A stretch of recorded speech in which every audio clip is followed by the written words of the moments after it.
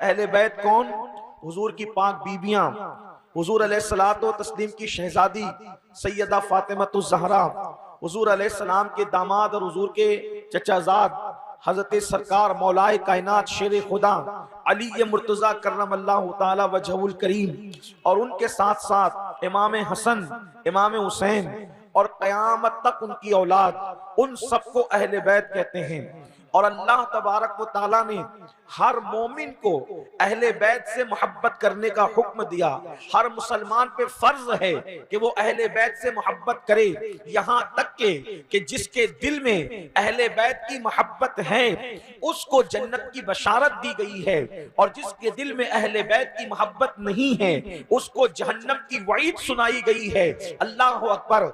यहाँ तक मेरे आका अलैहिस्सलाम ने फरमाया कि अल्लाह से इसलिए मोहब्बत करो कि वो तुम्हें रोजी अता करता है, वो तुम्हें रिस्क अता करता है, वो तुम्हें पालता है, इसलिए अल्लाह से मोहब्बत करो। और फरमाया मुझ मोहम्मद से इसलिए मोहब्बत करो कि मैं उसका रसूल और महबूब हूँ, और फरमाया मेरी अहले बैत से मेरी वजह से मोहब्बत किया करो। अल्लाह अकबर। मोहब्बत अहले बैत का सिला क्या है, मोहब्बत अहले बैत का इनाम क्या है? अल्लाह के रसूल मुस्तफा करीम रऊफुर रहीम सल्लल्लाहु अलैहि वसल्लम फरमाते हैं कि जो ये चाहता है कि अल्लाह उसकी उम्र में बरकत अता करे, अल्लाह उसकी उम्र बढ़ा दे, तो उसको चाहिए कि वो मेरी अहले बैत से मोहब्बत करे। अल्लाह अकबर। बल्कि यहाँ तक अल्लाह के रसूल अलैहिस्सलाम फरमाते हैं, एक मर्तबा मेरे और आपके आका मुस्तफा जान रहमत सल्लल्लाहु अलैहि वसल्लम हुजरे फातिमा में तशरीफ ले गए। मेरे आका हुजरे फातिमा में गए, सैयदा फातिमातुज़ ज़हरा के हुजरे में गए, और हुजरे में जाने के बाद अल्लाह के रसूल अलैहिस्सलाम ने सैयदा फातिमा से फरमाया, ऐ फातिमा तुम, अली, मैं, हसन हुसैन, यानी पंजतन पाक। अल्लाह के रसूल अलैहिस्सलाम ने इन 5 नामों का जिक्र फरमाया। क्या फरमाया? ऐ फातिमा तुम, अली, हसन, हुसैन और मैं मोहम्मद, हम पांचों जन्नत में एक साथ एक कुब्बे में रहेंगे। यानी कि जन्नत का जो महल है, उसका जो गुंबद है, जो उसका कुब्बा है, अल्लाह अकबर। फरमाया हम दो पांचों एक साथ रहेंगे, जन्नत में एक मकाम में रहेंगे, जन्नत में एक दर्जे में रहेंगे। जब अल्लाह के रसूल ने फरमाया हम पांचों यानी पंचतन एक साथ रहेंगे, तो उस वक्त सैयदा फातिमा ने अर्ज किया, बाबा जान हम सब तो एक साथ रहेंगे पांचों, लेकिन जो दुनिया में हमसे मोहब्बत करते हैं वो लोग कहां रहेंगे? तो मेरे आका ने फरमाया, फातिमा जो हम पांचों से मोहब्बत करेगा, जन्नत के जिस दर्जे में हम रहेंगे वहीं पर उनको भी लाया जाएगा। सुभान अल्लाह। यानी अहले बैत से मोहब्बत का सिला क्या है? अगर कोई अहले बैत पाक से मोहब्बत करे तो उसको रसूलुल्लाह के दर्जे में अल्लाह पाक जन्नत अता फरमाएगा।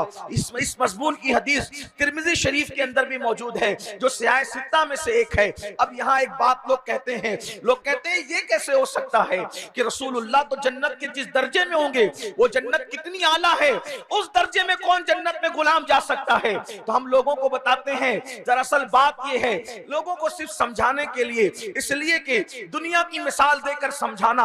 अल्लाह अकबर। ये रसूलुल्लाह की भी सुन्नत है और अल्लाह पाक की भी सुन्नत है।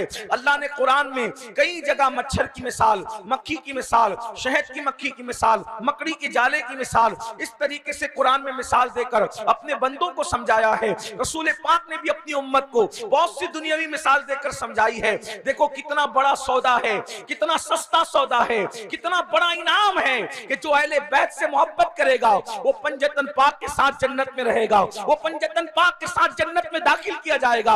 यानी किसी भी इबादत पर ये सिला नहीं है जो मोहब्बत अहले बैत का सिला है, लेकिन लोगों के दिल में ख्याल आता है कि पंजतन पाक के साथ हम लोग गुलाम हैं, वो आका लोग हैं, हम तो उनके पैर की जूती के बराबर नहीं, हम तो उनके पैर के धूल के बराबर नहीं, हम तो उनके पैर के जर्रों के बराबर नहीं, फिर हम उनके साथ जन्नत में कैसे जाएंगे? मैं कहता हूं बिल्कुल सही ख्याल है, लेकिन बात समझ में आती है। देखो आप हजरात ने भी देखा होगा, अगर देखा है तो मेरी तायीद करना, वरना कोई बात नहीं। आप जब बड़े बड़े शहरों में जाएंगे, दिल्ली, मुंबई, कलकत्ता, इस तरीके से, और अगर आप दुबई वगैरह जाते हैं तो आप हजरात ने देखा होगा बड़े शहरों के अंदर क्या देखा होगा कि बड़ी बड़ी मर्सिडीज कारें होती है और बड़ी बड़ी खूबसूरत कारें होती है और भी बहुत ज्यादा कीमती कारें होती है।